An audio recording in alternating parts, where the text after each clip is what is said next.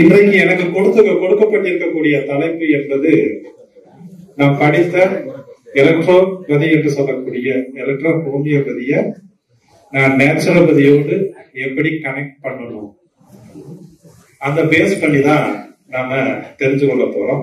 ஏன்னா நாம் அனைவரும் இயற்கையை சார்ந்து ஒரு மருத்துவத்தை தான் தேர்ந்தெடுத்திருக்கின்றோம்.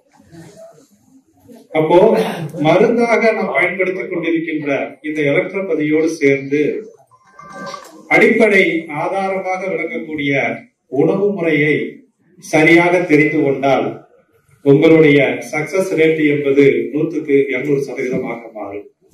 உண்மையா இல்லையா? எதன் அடிப்படையில 100% மாறும் என்றால் எப்படி மாறும்? உணவே அதுதான் கான்செப்ட். அப்போ உணவுதான், நாம் சாப்பிடக்கூடிய உணவுதான் நமக்கு மருந்தாக மாறணும். அப்ப நாம் எடுத்துக்கொண்டிருக்கக்கூடிய இந்த மருத்துவம் நேரடியாக பிளட் அண்ட் லிம்ப்ல போய் பியூரிபிகேஷன் பண்ணி நம்மளுடைய டிசார்டரை சரி செய்யுது.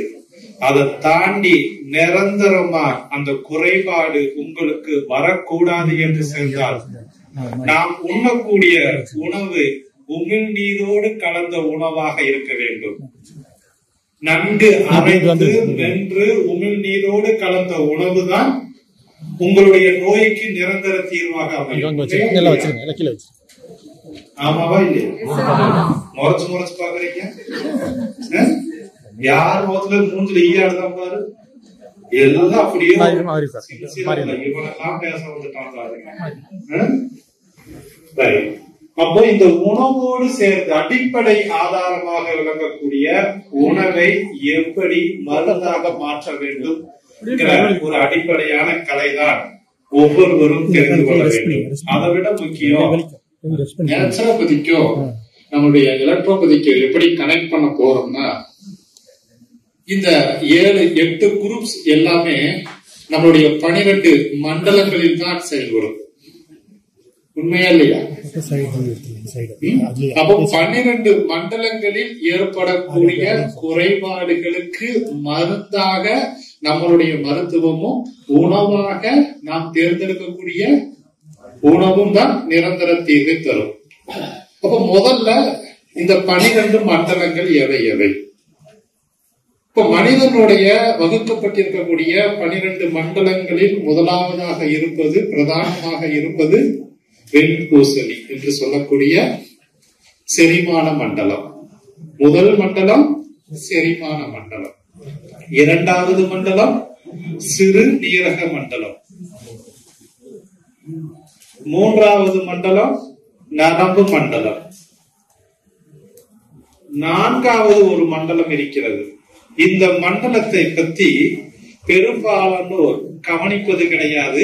இந்த மண்டலத்தினுடைய வேரியேஷன் தான் எல்லா டிசீஸுக்கும் மூல காரணமாக இருக்கிறதுங்கிறத அந்த தத்துவத்தையே மறைத்து விட்டார்கள்.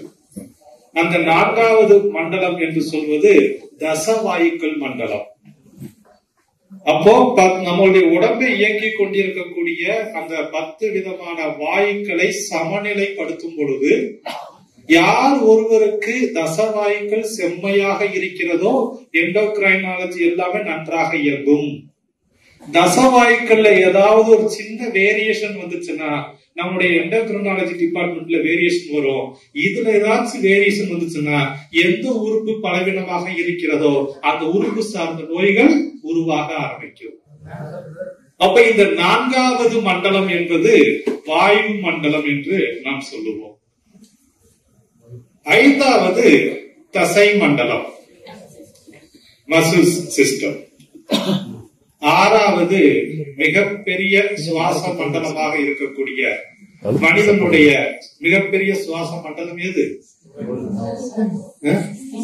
தோல் மண்டலம். ஆறாவது மண்டலம் தோல் மண்டலம். ஏழாவது சுவாச மண்டலம். எட்டாவது நிணநீர் மண்டலம் என்று சொல்லக்கூடிய லிம்பாட்டிக் சிஸ்டம். ஒன்பதாவது எலும்பு மண்டலம். பத்தாவது நாளமில்லா சுரப்பி மண்டலம் என்று சொல்லக்கூடிய எண்டோகிரைனாலஜிஸ்ட். 11வது எக்ஸோக்ரைன் என்று சொல்லக்கூடிய நாளமுள்ள சுரப்பி மண்டலம். 12வது இரத்த ஓட்ட மண்டலம். அப்போ மனிதனுடைய இயக்கம் என்பது இந்த 12 மண்டலங்களை சார்ந்துதான் பிரிக்கப்பட்டிருக்கும். 13வது ஒரு மண்டலம் இருக்கிறது, அதுதான் இனப்பெருக்க மண்டலம். சிறுநீரக மண்டலத்திற்கும் இனப்பெருக்க மண்டலத்திற்கும் வித்தியாசம் உண்டு. அப்போ இந்த 12 மண்டலங்கள் ஒருவருக்கு சரியாக இயங்கிக் கொண்டிருந்தால் 13வது மண்டலம் என்று சொல்லக்கூடிய இனப்பெருக்க மண்டலம் செம்மையாகவும் சிறப்பாகவும் சீராகவும் இருக்க ஆரம்பிக்கும். இப்ப நாம் என்ன பண்ண போறோம்? இந்த முதல்ல இந்த மண்டலங்களுக்கு தேவையான உணவை தேர்ந்தெடுக்க போறோம். சரி, எந்த வகையான உணவு? ஏனென்றால் உச்சந்தலையில இருந்து உள்ளங்கால் வரை வரக்கூடிய அனைத்து நோய்களுக்கும் மருந்து எப்பொழுதும் நிரந்தர தீர்வை தராது. ஆனால் உணவோடு சேர்ந்து எடுக்கக்கூடிய மருந்து அந்த மனிதனுக்கு 100க்கு 200% தீர்வை தரும். அப்போ உணவு மட்டுமே மாற்றினா போதுமா என்று கேட்டால் உணவை மட்டும் மாற்றக்கூடாது. உணவோடு சேர்ந்து நோயாளியினுடைய வாழ்வியல் முறையையும் மாற்றி, உணவு முறையையும் மாற்றி, அதனோடு சேர்ந்து நாம் கற்றுக்கொண்டிருக்கக்கூடிய இந்த மருந்தை பயன்படுத்தும் பொழுது எந்த நோயாளி எதற்காக சிகிச்சைக்கு வந்தார்களோ அந்த நோயிலிருந்து அவர்கள் நிச்சயமாக நிரந்தரமாக குணமாவார்கள். அப்ப உணவு எதை தேர்ந்தெடுக்கணும்? சரி, உணவை தேர்ந்தெடுத்தாச்சு, அது அப்படியே சாப்பிட்டா மருந்தா மாறிடுமானா? கிடையாது. ஏன்? உணவு நாம் சாப்பிடக்கூடிய முறைப்படி சாப்பிட்டால் மருந்தாக மாறுவது இல்லை. நீங்க எல்லோரும் பிறந்ததுல இருந்து உங்களுக்கு பிடித்தமான உணவை மட்டும்தானே சாப்பிட்டுக் கொண்டிருக்கிறீர்கள், உண்மையா இல்லையா? யாராவது உங்களுக்கு பிடிக்காத உணவை சாப்பிடுறீங்களா? அப்போ உங்களுக்கு பிடிச்சமான உணவை நீங்கள் சாப்பிட்டுக் கொண்டிருப்பீர்களானால் உலகத்திலேயே ஆரோக்கியமானவர்களாக யார் இருக்க வேண்டும்? யார்? ஏன்னா உங்களுக்கு பிடிச்சமான உணவை தானே சாப்பிட்டீங்க. அப்ப உங்களுக்கு பிடிச்சமான, நான் பிடிக்காத உணவை சாப்பிட்டதனாலதான் எனக்கு நோய்கள் வந்திருக்கிறது என்று சொன்னீங்கன்னா பரவாயில்லை. யாரும் பிறந்ததுல இருந்து பிடிக்காத உணவை சாப்பிடுவது கிடையாது. பிடித்த உணவை 3 வேளைக்கு 30 வேளை தின்று கொண்டிருக்கின்றோம். அப்படி இருந்தும் நாம் ஏன் நோயாளிகளாக இருக்கின்றோம்? அது ஒரு கேள்வி. இரண்டாவது, இந்த இயற்கை மருத்துவம் என்பது எந்த ஒரு மருத்துவத்துறைக்கும் விரோதி கிடையாது. அனைத்து மருத்துவத்துறைக்கும் அடிப்படையே உணவுதான். நீங்க ஒரு ஆங்கில மருத்துவரை பார்க்க சென்றார்கள் சரி, சித்தா ஆயுர்வேத யாரை பார்க்க போனாலும் சரியா, நம்மளுடைய எலக்ட்ரோபதி பிராக்டிஷனர் பார்க்க போனா கூட அவர்கள் கொடுக்கக்கூடிய மருந்துகளோடு சேர்ந்து அவர்கள் இறுதியாக ஒரு வார்த்தையை சொல்லிதான் அந்த இடத்தை விட்டு வெளியேற்றுவார்கள். என்ன சொல்லுவாங்க? டயட்னு ஒண்ணு சொல்லுவாங்க. டயட்னு சொல்லி முடிச்சுட்டு அவர்கள் சொன்ன முறைப்படி நாம சாப்பிடுவோம். ஆனால் மறுபடியும் அந்த நோய் சில காலத்துக்கு அப்புறம் என்ன ஆகும்? அப்போ அவர்கள் சொன்ன முறைப்படி தானே சாப்பிடுறோம். ஆங்கில மருத்துவர் சொன்ன முறைப்படி தானே சாப்பிட்டுக் கொண்டிருக்கின்றோம். அப்புறம் ஏன் நோய் வருதுன்னா அவர்கள் மருந்தோடு சேர்ந்து இதனையெல்லாம் தவிர்த்து இதனையெல்லாம் எடுத்துக்கொள்ளுங்கள் என்றுதான் பரிந்துரைப்பார்கள் ஒழிய அந்த உணவை எப்படி சமைக்க வேண்டும், எப்படி சாப்பிட வேண்டும், அந்த வழிமுறையை எந்த ஒரு மருத்துவ துறையும் பரிந்துரைப்பது இல்லை, இயற்கை மருத்துவத்தை தவிர. உண்மையா இல்லையா? உணவுதான் மருந்து, ஆனால் அதை எப்படி தேர்ந்தெடுக்க வேண்டும்? உன்னுடைய உடம்பு வாத பித்த கபத்தன்மையை பொறுத்து பித்த கபமா வாத கபமா என்பதை பொறுத்துதான் உணவே மருந்தாக அமையும். அப்போ முதல்ல நாம் தேர்ந்தெடுக்கக்கூடிய உணவு தான் நமக்கு பிரதான மருந்தாக அமைய வேண்டும் என்றால் எந்த உணவிற்கு நாம் முக்கியத்துவம் கொடுக்கப்பட வேண்டும்? எந்த உணவுக்கு கொடுக்கணும்? இயற்கை உணவுனா என்ன? எத்தனை பேர் சமைக்காம சாப்பிட்டு இருக்கீங்க? மீதி 2 வேளை சமைத்து எத்தனை சமைச்சு சாப்பிடுறீங்க? மனசை தொட்டு சொல்லுங்க, யாரெல்லாம் சமைத்து சாப்பிடுங்க. சரி, அப்ப உங்ககிட்டதான் ஒரு கேள்வி, சமைத்தல் என்றால் என்ன? எல்லாருமே சமைச்சு சாப்பிடுறீங்களா இல்லையா? அப்போ சமைத்தல் என்றால் என்ன? சரியாய் அமைத்தல், பக்குவப்படுத்துதல். சமைத்தல் என்ற சொல்லுக்கு பக்குவப்படுத்துதல் என்று பெயர். பக்குவப்படுத்துதல் என்றால் காய் காயாக இருக்க வேண்டும், கீரை கீரையாக இருக்க வேண்டும். ஆனால் சமைத்ததுக்கு பின்பு இதனுடைய நிறம் மாறக்கூடாது. நறுக்கும் பொழுது எந்த வடிவத்தில் காய்கறிகள் இருந்ததோ சமைத்ததற்கு பின்பும் அதே வடிவத்தில் தான் இருக்க வேண்டும். மூன்றாவது, நறுக்கிறதுக்கு முன்னாடி அந்த காய்கறிகளில் என்னென்ன நியூட்ரிஷன் எல்லாம் இருந்ததோ சமைத்ததுக்கு பின்பும் அதே நியூட்ரிஷன் அளவுகள் மாறாமல் இருக்க வேண்டும். இப்படி எத்தனை பேரு சமைக்கிறீங்க? இப்படியெல்லாம் சமைச்சா யார் நல்லா இருப்பா? நோயாளி நல்லா இருப்பாரு. இப்படி எல்லாம் சமைக்கலன்னா நாம நல்லா இருப்போம். இப்ப யார் நல்லா இருக்கும்? இவ்வளவு சுயநலத்துக்காக 3 நாளா படிச்சோம். சுயநலம் கலந்த பொதுநலம் இருக்க வேண்டும். ஆனா 99% சுயநலத்தோடு இருந்துட்டு 1% பொதுநலம் நமக்கு. அப்போ நம்ம எப்படி சாப்பிட வேண்டும்? சமைத்தல் என்றால் என்னன்னு சொல்லியாச்சு. நிறைய பேரு சமைக்கிற முறையே தவறு என்று சொல்லியாச்சு. அப்ப எப்படி சமைக்க வேண்டும்? சரி, முதல்ல எப்படி சாப்பிடணும்? எப்படி சாப்பிடணும்? நீங்க படுத்துக்கிட்டு சாப்பிடுங்க, நின்றுகிட்டு சாப்பிடுங்க, உருண்டுகிட்டு சாப்பிடுங்க, பேசிக்கிட்டு சாப்பிடுங்க. எப்படி சாப்பிடுறது?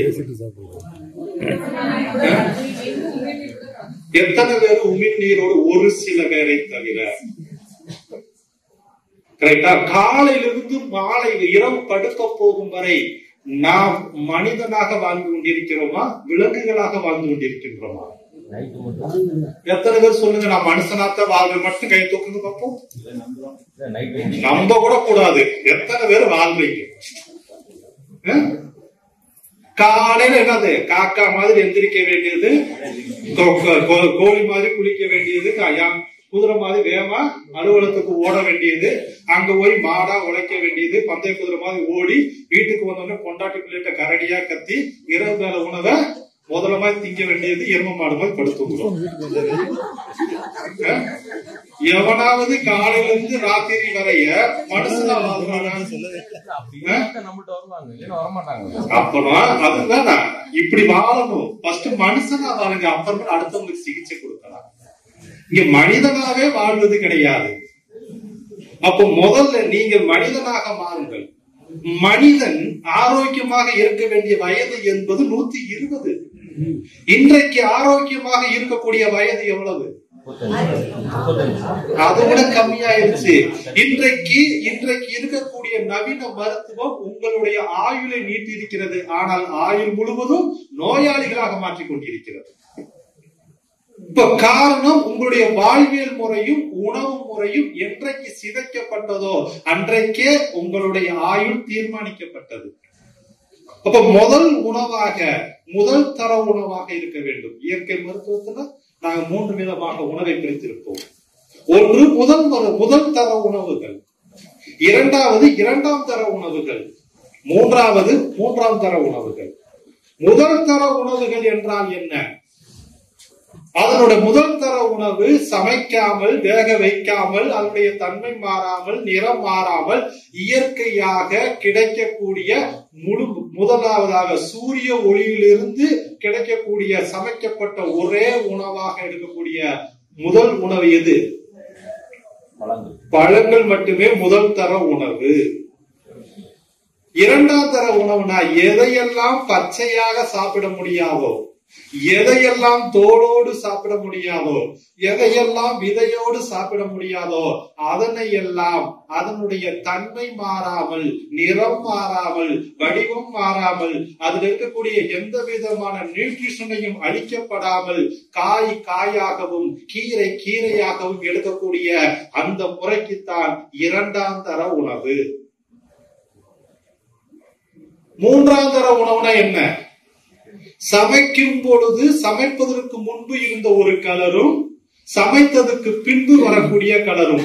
காலிஃபிளவர் உள்ள போகும்போது வெள்ளையா போகும், சமையல் கட்டிலிருந்து வெளியில வரும்போது எப்படி வரும்? அந்த காலிஃபிளவர் நம்ம நாலு மேல என்ன பண்ணுவான், லெமனை நல்லா புரிஞ்சு 2 கருவேப்பிலையை சொருகி வச்சு பல்லு கூட விளக்காம ரவுண்டு கட்டி அடிப்பான். காட்டா காலிஃபிளவர் நல்லா இருக்கு. பொறிச்சு தின்னா என்ன, வறுத்து தின்னா என்ன? அப்போ அடிப்படையே அந்த காலிஃபிளவராகவே இருக்கணும், முட்டைக்கோசாகவே இருக்கணும். சமைத்ததுக்கு பின்பும் அதுல இருக்கக்கூடிய நிறங்கள் மாறக்கூடாது. அப்ப அடிப்படையான விஷயம் உணவை அதனுடைய தன்மை மாறாமல் சமைத்தல். ஒருவேளை உணவாக நாம் பச்சை உணவுகள் எடுக்க வேண்டும். குறிப்பா எப்படிப்பட்ட உணவாக இருக்கணும்? ஃப்ரூட்ஸ், காய்கறிகளையும் பச்சை உணவுகள் எடுக்க வேண்டும். எத்தனை பேர் பச்சை காய்கறிகள் எல்லாம் சாப்பிடுவீங்க? எத்தனை வேளைக்கு? வாரத்துக்கு எத்தனை நாள்? வாரத்துக்கு 5 நாள். ஒருவேளை உணவாகவா இல்ல ஒருவேளை உணவுக்கு முன்னாடியா உணவுக்கு பின்னாடியா? நம்மால சொல்லி முடிச்சோன்னே கேளுங்கப்பா, நீங்க சொல்றதெல்லாம் கரெக்ட் தான். நீங்க சொல்றத நான் சாப்பாட்டுக்கு முன்னாடி சாப்பிடணுமா இல்ல சாப்பிட்டதுக்கு பின்னாடி சாப்பிடுறேன்? நாசமா போறவனே சாப்பிடுறது அதான். அப்ப நான் எப்ப வெள்ளச்சோறு சாப்பிடுறேன்? அப்போ அவனுடைய மைண்ட்ல எது அடாப்ட் பண்ணிருக்கு? சோறு சோறு சோறு சோறு சோறு தான். அந்த சோறை கூட எப்படி சமைக்கணும் நமக்கு சொல்லித்தரல. சாதம் செய்வது எப்படி எத்தனை பேருக்கு தெரியும்? ஆனா டெய்லி என்ன சாப்பிடுறோம்? சாதம் தான் சாப்பிடுறோம். அப்போ சாதம் செய்வது எப்படின்னு தெரியாமையே சோறு தின்னுகிட்டு இருக்கோம். சாம்பார் செய்வது எப்படின்னு தெரியாமையே சாம்பார் செஞ்சுக்கிட்டு இருக்கோம். அப்போ எதுவுமே தெரியாம நாமளே ஒரு பெயர் வைத்துக் கொண்டு இதுதான் உணவு என்று சாப்பிட்டுக் கொண்டிருந்தால் அந்த உணவு நமக்கு ஆரோக்கியத்தை கொடுக்குமா கெடுதலை தருமா? முதல்ல சாதம் செய்வது எப்படி? குக்கர் சாப்பாடு புலநாசம். யாரெல்லாம் குக்கரில் சமைத்து உண்ணுகிறீர்களோ உங்களுடைய அதுக்கே பிடிக்கிறது. யாரெல்லாம் குக்கரில் சமைத்து உண்ணுகிறார்களோ நிச்சயமாக அவர்களுடைய ஒட்டுமொத்தமான ஜெனடிக்கல்ல மாற்றங்கள் ஏற்படும். எத்தனை பேர் குக்கர்ல சமைக்கிறீங்க? குக்கர் நல்லா பாருங்க. குக்கரில் சமைக்கக்கூடிய அரிசி சாதம் சமைத்து சாப்பிடவில்லை, மாறாக அந்த அரிசியை மிருதுவாக்கி கொண்டுதான் சாப்பிட்டுக் கொண்டிருக்கிறீர்கள். மிருதுவாக்கி சாப்பிடுவது என்பது வேறு, சமைத்து சாப்பிடுவது என்பது வேறு.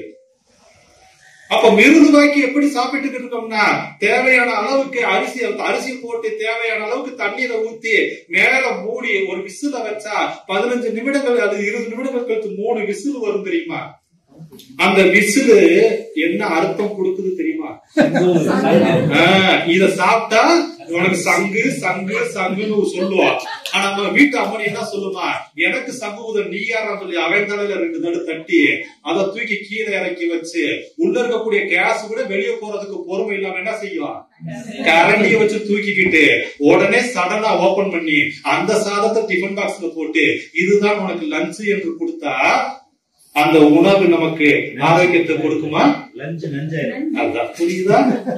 அப்ப முதல்ல உங்களுடைய குடும்பம், நீங்க நோயாளிகளுக்கு பரிந்துரைப்பதற்கு முன்னாடி இங்கே வந்து இருப்பவர்கள் உங்களுடைய வாழ்வியல் முறையை மாற்றுங்கள், உணவு முறையை மாற்றுங்க. எப்படி உங்களுக்கு நீங்க எல்லாரும் சொல்றோம் எலக்ட்ரோபதியில் எவ்வளவு சக்சஸ் ரேட் வருதுன்னு, அதே மாதிரி உணவோடு சேர்ந்து நாம் எலக்ட்ரோபதி எடுக்கும் பொழுது எந்த அளவுக்கு சக்சஸ் வருதுங்கிறத உணர்ந்தாத்தானே அதுதான ஒரு ஆன்மீகமாக ஒரு ஆத்மார்த்தமான உணவாக இருக்கும். அப்ப நீங்க சமைக்கணும். அப்ப எத்தனை பேரு அரிசிய ஊற வைக்காமல் சமைக்க கூடாது? எத்தனை பேர் ஊற வைக்கிறீங்க? ஒவ்வொரு அரிசிக்கும் ஒவ்வொரு மணி நேரம் ஊற வைக்க வேண்டும் என்று ஒரு வழிகாட்டுதல் இருக்கிறது. ஆனா நீங்க எல்லாரும் பொதுவா எத்தனை மணி நேரம் ஊற வைக்கிறீங்க? 1/2 மணி நேரம் கூட கிடையாது.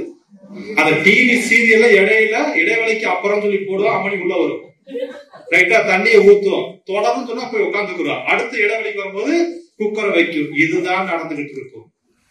ஏனென்றால் அரிசியை முதலில் ஊற வைத்தல். ஊற வைக்கிறதுனால என்ன நடக்குதுங்க? ஒவ்வொரு அரிசியையும் ஒரு குறிப்பிட்ட மணி நேரம் ஊற வைக்க வேண்டும். ஊற வைத்ததுக்கு பின்பு ஒரு பாத்திரத்துல தண்ணியை ஊற்றி உல வைக்க வேண்டும். உலை நன்கு கொதித்ததுக்கு பின்பு ஊற வைத்திருக்கக்கூடிய அரிசியை ஆய்ந்து உலையில் போட வேண்டும். மேலே மூடக்கூடாது. உலை நன்றாக கொதித்து கொதித்து கொதித்து அதுல இருக்கக்கூடிய தண்ணி எல்லாமே வாட்டர் வேப்பரேட் ஆகி கடைசியா வரக்கூடியதுதான் சாதம். எத்தனை பேர் பண்றீங்க? அவங்களுக்கு மட்டும் சந்தோஷம். அப்போ அடிப்படை சாதம் தான் முக்கியம். சரி சார், நீங்க சொல்றதெல்லாம் ஓகே. அடுத்தது இதே நான் குக்கர்ல செய்யலாமான்னு கேட்க கூடாது. அப்போ இந்த சாதம் செய்வதற்கு என்றே 2 பாத்திரங்கள் உண்டு. சாதம் செய்வதற்கு என்று முதல் தரமான பாத்திரம் எந்த பாத்திரம்? அதை விட அப்பனுக்கு அப்படி ஒருத்தருக்கார் வெண்கல பாத்திரம். சாதம் செய்வதற்கு மட்டுமே பயன்படுத்த வேண்டும். யாருக்கெல்லாம் ஃபுட் டாக்ஸின் வருதோ அது எல்லாம் வரவிடாமல் தடுக்கக்கூடிய மிக சிறந்த முதல் பாத்திரம் வெண்கல பாத்திரம். ஆனா வெண்கல பாத்திரம் எப்ப நம்ம பயன்படுத்துவோம் தெரியுமா? தை 1ஆம் தேதி பிடிச்சா 1ஆம் தேதி நான் முத நாள் மதியான வீட்டுக்கார மணி கூப்பிட்டு பரன்ல இருக்கக்கூடிய அந்த மூலையில இருக்கக்கூடிய வெண்கல பானை கொஞ்சம் எடுத்து கொடுன்னு சொன்னா அதை எடுத்து அப்பதான் கழுவி மறுநாள் காலையில பொங்கல் வச்சு 3 பட்டைய போட்டு அடுத்த மதியானம் என்ன செய்யும்? உடனே கழுவி இருந்த இடத்துல வச்சுட்டு சாமி. இதுதான் இன்னைக்கு நடந்துகிட்டு இருக்கு. அப்ப உங்களுடைய சாதம் சமைப்பதற்கு ஏற்ற முதல் பாத்திரம் எது? வெண்கல பாத்திரம். வெண்கல பாத்திரம் கிடைக்காதவர்கள் சரி மண்சட்டிலேயே வகைகள் இருக்கிறது. சாதம் செய்வதற்கு எந்த நீ சொல்றத பார்த்தா நாங்க சமைக்கவே கூடாது இருக்க. இப்படி எல்லாம் சொன்னா எப்படி சமைக்க முடியும்? அப்போ நீங்க நல்லா இருக்கணும்னா உங்களை நாடி வருபவர்கள் நன்றாக இருக்க வேண்டும் என்றால் இப்படித்தான் சமைக்கணும். 4 பேர் நல்லா இருக்கணும்னா துணைவியாரோ அம்மாவோ சமைக்கணும். 4 பேர் நாசமா போகணும்னா ஆண்கள் சமைக்கணும். 4 பேர் நல்லா இருக்கணும். யார் இந்த 4 பேரு? இருக்கிற வரைய உங்க வீட்டு துணைவியாரு, நீங்க, உங்க குழந்தைங்க 2 பேரு. பக்கத்து வீட்டுக்காரர் கொடுத்துருக்கு. யார் அடிப்படை நீங்கள் சமைக்கிற முறையை மாத்துங்கள். சரி, வெண்கல பாத்திரம், அதுக்கு அடுத்து மண் பாத்திரம். மண் பாத்திரத்தை பொறுத்தளவுல உள்ள கோட்டிங் இல்லாத பாத்திரமாக தேர்ந்தெடுக்க வேண்டும். ஆக்சைடு பூசப்படாத பாத்திரமாக இருக்க வேண்டும். குறிப்பா கரிசல் மண்ணில் செய்யப்பட்ட கருப்பு நிறத்தில் இருக்கக்கூடிய மண் பாத்திரம் தான் முழுமையான ஆரோக்கியத்திற்கு சிறந்தது.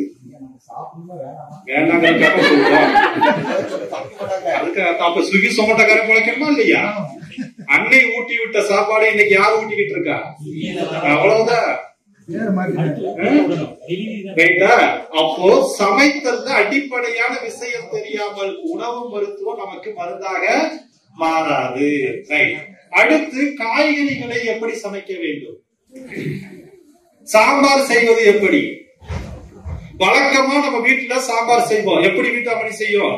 ஒரு பாத்திரத்தை எடுப்போம், துவரம் பருப்பு போடும், தண்ணியை ஊத்தும், தண்ணியை நல்லா கொதிக்க வைக்கும். பருப்பு நல்லா வெந்த உடனே கத்திரிக்காய் முருங்கைக்காய் நறுக்கி போட்டு அது ஒரு கொதி வந்த உடனே சாம்பாருக்கு உண்டான மசாலா அரைச்சு ஊத்தி அது ஒரு கொதி வந்த உடனே தேங்காய் அரைச்சு ஊத்தி கஷ்டப்பட்டு இவ்வளவு செஞ்சு வச்சு அந்த வீட்டுக்காரருக்கு ஊத்துன அந்த மனுஷன் என்ன சொல்லுவாங்க? கல்யாணமாயி 20 வருஷம் ஆச்சு, இன்னும் எங்க அம்மா வச்ச சாம்பார் மாதிரி உனக்கு பண்ணவே, அவங்க அம்மா இதோட கேவலமா வச்சிருக்கோம். ரைட்டா? ஆனா என்ன சொல்லுவா? இது போல வருஷமாச்சு ஒரு சாம்பாரு வைக்க தெரியலையான்னு குழம்புவா. அப்ப நல்லா பாருங்க, சாம்பார் வைக்கிறதுக்கு முன்னாடி போட்ட கத்திரிக்காயும் முருங்கைக்காயும் சாம்பாரை இறக்குனதுக்கு அப்புறம் எப்படி இருக்கும்? கலர் மாறல. போட்டது ஒரு முருங்கைக்காய், சாம்பார் இறக்கி வைக்கும் போது எத்தனை முருங்கைக்காயா இருக்கும்? நல்லா உடஞ்சு குச்சி குச்சியா ஆயிரும். கத்திரிக்காய பார்த்தா நல்லா வெந்து நொந்து போய் தூக்கி ஊத்துனா நம்மால் எலிவால பிடிக்கிற மாதிரி கரெக்டா பிடிப்போம் பாரு அந்த முடியல. அப்படியே பிடிச்சு எந்தவித மாற்றம் இல்லாம அங்க வச்சிருப்பாங்க இல்லையா? என்னைக்காவது அந்த கத்திரிக்காயினுடைய உண்மையான சுவை என்னன்னு உங்களுக்கு தெரியுமா? முருங்கைக்காயினுடைய உண்மையான சுவைங்கிறது எப்படி தெரியுமா? அப்போ கத்திரிக்காயும் முருங்கைக்காயும் தான் சாம்பாருக்கே சுவையூட்டக்கூடியதாக இருக்கும் ஒழிய நீங்கள் செய்யக்கூடிய மசாலா கிடையாது, தேங்காய் பால தேங்காய் அரைச்சு ஊத்துறது கிடையாது. இந்த காய்கறிகளில் இருக்கக்கூடிய நியூட்ரிஷன் எத்தனை பேர் அனுபவிச்சிருக்கீங்க? அப்ப அதே சாம்பார் இனிமேல் வைக்கணும், அதே முறைதான், அதே துவரம்பருப்பு தான். தண்ணியை ஊத்தி வேக வைங்க. பருப்பு வெந்ததுக்கு அப்புறம் கத்திரிக்காயும் முருங்கைக்காயும் நறுக்கி போடாதீங்க. அதை தனியா வச்சுட்டு மொத்த ப்ராசஸ் எல்லாம் பண்ணி முடிச்சு அடுப்பை அணைச்சிருங்க. அடுப்பு அணைச்சு முடிச்சாச்சு, இப்ப சாம்பார் ரெடி. அப்படியா? என்ன சேர்க்கல? இப்ப நீங்க என்ன பண்றீங்க? உங்க கையில எல்லாரும் போட்டோ இருக்கு, கேமரா இருக்கு. கத்திரிக்காயும் முருங்கைக்காயும் போட்டோ எடுத்துக்கங்க. இப்போ இதனுடைய கலர் மாறாமல், நிறம் மாறாமல், நியூட்ரிஷன் அளிக்கப்படாமல் சமைக்க போறோம். இதை அப்படியே கொண்டு போய் இட்லி பாத்திரத்துல வேக வைக்கணும். கீழே இட்லி பாத்திரம், கீழே தண்ணி, மேல் அடுக்கு தட்டு, தட்டுல ஒரு துணியை விரித்து கத்திரிக்காய் முருங்கைக்காய் வச்சு அதுக்கு மேல ஒரு துணியை போட்டு மூடி. இட்லி மூடி கொண்டு மூடக்கூடாது, புரியுதுங்களா? இட்லி மூடி கொண்டு மூடாம தண்ணி நல்லா கொதிக்க கொதிக்க இந்த ஆவியில எது வெந்துரும்? கத்திரிக்காய் வந்து முருங்கைக்காய் வந்துருமா? இந்த அடுப்புல இதுவாக வெந்துகிட்டு இருக்கும் போது இந்த பக்கம் நீங்க உங்களுடைய சாம்பாருக்கு உண்டான வேலையெல்லாம் பண்ணி முடிச்சு அடுப்பை அணைச்சிட்டு இந்த வெந்திருக்கக்கூடிய கத்திரிக்காய் முருங்கைக்காய் எடுத்து போட்டு சாம்பார்ல ஒரு கிண்டு கிண்டி இப்போ உங்க வீட்டுக்காருக்கு ஊத்துனா உங்க வீட்டுக்காரர் என்ன சொல்லுவாரு? இந்த சாம்பாரு நீரே செஞ்சியா? ஏன் இன்னைக்கு அந்த கேள்வி வரும் தெரியுமா? அந்த மனுஷன் இன்னைக்குதான் கத்திரிக்காய்னா எந்த அளவுக்கு சுவையாக இருக்கும், முருங்கைக்காய் உண்மையிலேயே இந்த அளவுக்கு சுவையாக இருக்குமா என்று இன்றைக்குதான் சாம்பாரினுடைய தத்துவமே அவனுக்கு புரியாது. இப்போ ஒரு கேள்வி இல்லடா, பொதுவாகவே நம்ம உப்பு போடுவோம். நீங்க சொல்ற முறைப்படி பார்த்தா உப்பே போடல. அந்த மனுஷனுக்கு நான் எவ்வளவு உப்பு போட்டாலும் பத்தாது. உட்கார்ந்த உடனே உப்பு டப்பா வேற அந்த மனுஷனுக்கு முன்னாடி நான் தூக்கி வச்சிருவேன். அப்போ இதுல உப்பே சேர்க்க வேண்டாம்னா அங்கதான் விசுது. ஒரு மனிதனுடைய அடிப்படை ஆதாரம் செல்களுக்கு தேவையான மொத்தம் 43 to 45 வகையான நியூட்ரிஷன்ல தாது உப்புக்கள் தான் முக்கியம். இந்த தாது உப்புக்கள் அழிக்கப்படாமல் சாப்பிடும் போது வெளியிலிருந்து போடக்கூடிய எந்த விதமான உப்பும் தேவையில்லை. அப்ப நீங்க கத்திரிக்காயும் முருங்கைக்காயும் அதனுடைய தன்மை மாறாம சமைக்கும் பொழுது நீங்க சாம்பார்ல உப்பே போட வேண்டாம், அதை எடுத்து போட்டு அப்படியே கொடுங்க. உப்பு அதிகமாக சாப்பிடக்கூடியவர் கூட இன்னைக்கு உப்பு போடலைங்கிற அந்த குறைய சொல்ல மாட்டார்கள். காரணம் அந்த தாது உப்புக்கள் ஆட்டோமேட்டிக்கா என்ன ஆயிடும், நமக்கு அடாப்ட் பண்ணிடும். அப்போ ஒரு குறிப்பிட்ட இத்தனை நாள் நம்ம சமைக்கும் பொழுது ஒரு குறிப்பிட்ட வெப்பநிலையில உடனடியாக முதலாவதாக அழிவது எது? தாது உப்புக்கள். இரண்டாவது விட்டமின்ஸ் தான். ஃபைனலா வரக்கூடிய வெறும் கார்போஹைட்ரேட்டையும் கொழுப்பையும் அந்த நீர் சத்தையும் வச்சுக்கிட்டுதான் இன்னைக்கு கொஞ்சமா தொற்றி இருக்கக்கூடிய விட்டமின்ஸ் வச்சுதான் இன்னைக்கு நம்ம வாழ்ந்துகிட்டு இருக்கோம். அப்போ காய்கறிகளையும் கீரைகளையும் இந்த விதத்தில் வேக வைத்து நீங்கள் சாப்பிடுங்கள். உச்சந்தலையில இருந்து உள்ளங்கால் வரை இந்த உணவு தான் உங்களுக்கு மருந்தாக மாறும். முடியுமா? முடியாதா? செஞ்சா நீங்க நல்லா இருப்பீங்க, செய்யலன்னா நாங்க நல்லா இருப்போம். யார் நல்லா இருக்கணும்னு அவங்க முடிவு எடுத்துக்கங்க. இத பேஸ் பண்ணி வெண்டைக்காய், ஃபார் எக்ஸாம்பிள் வெண்டைக்காய், நம்ம வீட்டு அம்மணி வெண்டைக்காய் எப்படி செய்யும்? வெண்டைக்காய் பச்சை கலரா இருக்கக்கூடிய வெண்டைக்காய போட்டு வடச்சட்டில போட்டு நல்லா வதக்கி பச்சை கலரை கருப்பு கலரா ஆக்கி அந்த வடச்சட்டி சுத்தி ஒரு லேயர் கிரியேட் பண்ணி அதை அந்த அம்மணி கழுவாதாமா? அதுக்கு யார கழுவ சொல்லுவா? வீட்டுக்காரத்தை கொடுத்து கழிவுன்னு சொல்லி இந்த வெண்டைக்காயை எடுத்து புளிய கரைச்சு ஊத்தி அல்லது பொரியல் பண்ணி பையனை கூப்பிட்டு இன்னைக்கு வெண்டைக்காய் செஞ்சு வச்சிருக்கேன், இதை சாப்பிடுறா, அவனுக்கு மூளை வளரும் சொல்லி அவனை சாப்பிட வச்சு மூளை வியாதி வந்து உட்காந்துருப்பான் இல்லையா? அப்போ வெண்டைக்காயினுடைய அந்த நிறம் மாறக்கூடாது, அதுல இருக்கக்கூடிய கொல தன்மை போகக்கூடாது. என்னைக்காவது அப்படி சாப்பிட்டுருக்கோமா? இன்னைக்கு செய்யுங்க. அதே வெண்டைக்காய் எங்க வேக வைக்கணும்? இட்லி பாத்திரத்துல வேக வைங்க. இங்க வெண்டைக்காய் வெந்துகிட்டு இருக்கும் போது உங்களுக்குன்னு ஒரு கைப்பக்குவம் இருக்கு பொரியல் செய்வதற்கு. அதையெல்லாம் ஃபாலோ பண்ணி அடுப்ப அணைச்சிட்டு அந்த வெண்டைக்காயை தூக்கி வடச்சட்டில போட்டு அப்படியே ஒரு கைப்பிடி அளவு தேங்காய் தூள் அள்ளி போட்டு ஒரு பெரட்டி இன்னைக்கு வெண்டைக்காயை எடுத்து பாருங்க, எப்படி இருக்கும்? அதுதான் வெண்டைக்காய். இந்த வெண்டைக்காய் செய்யக்கூடிய வேலை அவ்வளவு நியூட்ரிஷன் இருக்கு. புரியுதுங்களா? அப்போ பொரியல் பண்ணுவதாக இருந்தாலும் சரி, காய்கறிகளை நீங்கள் எந்த விதத்துல எடுக்கணும்னாலும் சரி, அந்த காய்கறிகளையும் கீரைகளையும் எங்க வேக வைக்கணும்? இட்லி பாத்திரம். அப்ப 2 அடுக்கு இருக்கா, கீழே தண்ணியை ஊத்துறோம். அந்த தண்ணியில பாசி, நல்லா புரிஞ்சுக்கங்க, தமிழ்நாட்டில் இருக்கக்கூடிய தட்பவெப்ப நிலைக்கு துவரம் பருப்பு பயன்படுத்துவதை விட பாசி பருப்பு மட்டுமே ஆரோக்கியத்தை கொடுக்கும். யாருக்கெல்லாம் கேஸ்ட்ரிக் பிரச்சனை இருக்கோ சொல்லுவாங்க, எனக்கு கேஸ்ட்ரிக் இருந்துகிட்டே இருக்குங்க, நான் கேஸ்ட்ரிக் சம்பந்தப்பட்ட எந்த உணவு எடுக்கலன்னா, ஆனா டெய்லி 3 வேளை சாம்பார் ஊத்தி தின்னுட்டு இருப்பா. அந்த சாம்பார்ல என்னத்த போட்டிருப்பா? துவரம்பருப்பு போட்டு நல்லா ரவுண்டு கட்டி அடிப்பா. அப்புறம் எப்படி கேஸ்ட்ரிக் நம்ம ரிலீஸ் பண்ண முடியும்? ஏன்னா தானியங்கள் கேஸ்ட்ரிக்கை உருவாக்கும். ஆனால் அந்த தானியங்கள் எப்படி கேஸ்ட்ரிக் உருவாகாமல் தடுப்பது என்பதை பற்றி தான் பார்க்க போறோம். அப்ப அடிப்படை காய்களையும் கீரைகளையும் இட்லி பாத்திரத்துல கீழே பாத்திரத்தை எடுத்து தண்ணியை ஊத்தி பாசி பருப்பை போட்டு ஃபர்ஸ்ட் தட்டுல ஒரு கீரையை வச்சு, மேல் தட்டுல காய வச்சு, அதுக்கு மேல ஒரு துணியை போட்டு மூடி நீங்க மத்த ப்ராசஸிங் பண்ணிக்கிட்டு இருந்தீங்கன்னா தண்ணி கொதிக்க கொதிக்க பருப்பு வெந்துடும். அந்த பருப்புல இருந்து வரக்கூடிய ஆவி மூலமா கீரை வெந்துடும், அதுல இருந்து வரக்கூடியது காய் வெந்துடும். இந்த ப்ராசஸ் நடக்கும் போது இங்க ஈஸியா முடிஞ்சு போயிடும். கேஸ் மிச்சம், சமையல் 15 நிமிஷத்துல முடிஞ்சு போயிடும். டேஸ்ட் மூடக்கூடாது, சாதமும் அதே மாதிரி மூடக்கூடாது, வடிக்க கூடாது. ஏன் வடிக்க கூடாதுங்கிறத இப்ப சொல்ல போறோம். சாதாரண வெங்கல பாத்திரம் எல்லாம் கிடையாது, சாதாரண பித்தளை பாத்திரமா இருந்தாலும் ஓகே, அலுமினியமாக இருந்தாலும் ஓகே. அலுமினியத்துல தாளிக்கத்தான் கூடாது, ஓகேங்களா? ஆவில வேக வைக்கலாம். தாளித்தல் என்பது பாய்சனுக்கு சமம். அப்போ அந்த அலுமினியம் நீங்க பயன்படுத்துற மாதிரி இருந்தா, அலுமினிய பாத்திரத்துக்குள்ள ஒரு கருப்பு கலர் கோட்டிங் வந்துருச்சுன்னா அந்த அலுமினிய பாத்திரம் விஷமாக மாறிவிட்டது. அப்பேற்பட்ட பாத்திரத்தை எக்காரணத்தை கொண்டு சமையலுக்கு பயன்படுத்தக்கூடாது. அதுவரை நீங்கள் சமைக்கலாம். சில்வர் பாத்திரத்தில் சமைக்கலாம், எந்த கெடுதல் கிடையாது. ஆனால் முழுமையான நியூட்ரிஷன் வேணும்னா எந்த பாத்திரத்தை எடுக்கணும்? வெங்கல பாத்திரம், மண்சட்டி தான், ஓகேங்களா? அப்ப காய்களை இரும்பு தாளிப்பதற்கு மட்டும்தான். யாருக்கெல்லாம் இரும்பு சத்து அயன் டிபிஷியன்சி இருக்கிறதோ, ஹீமோகுளோபின் பற்றாக்குறையாக இருக்கிறதோ, அயன் டிபிஷியன்சியாக இருப்பவர்கள் இரும்பு வானலியில் காய்கறிகளை தாளித்து பொரியல் செஞ்சு அந்த உணவை சாப்பிடும் பொழுது இயற்கையாகவே அன்றைக்கு தேவையான இரும்பு யாருக்கு எது மூலமா கிடைச்சிரும்? ஆனா ஒவ்வொரு உணவும் நமக்கு மருந்தாக மாறின இந்த விதத்துல தான் சமைக்கிறது. துணி போட்டு ஏன்னா டஸ்ட் புழுகாம இருக்கிறதுக்காக. சப்போஸ் ரொம்ப உங்களுக்கு ஒரு மாதிரி இருந்துச்சுன்னா மூடி எடுத்துக்கங்க, மேலாக வச்சிருங்க, லாக் பண்ணாதீங்க. ஏன்னா கொஞ்சம் லாக் பண்ணிட்டா அது வெந்து போயிடும். வெந்த உணவு நமக்கு ஆகாது. ஆவியில் வேக வைத்த உணவு தான் நமக்கு நல்ல பலனை தரும். அப்போ காய்கறிகளையும் கீரைகளையும் இந்த விதத்தில் தான் வேக வைக்க வேண்டும். நீங்க தாளிக்கிறதெல்லாம் தாளிச்சுக்கங்க.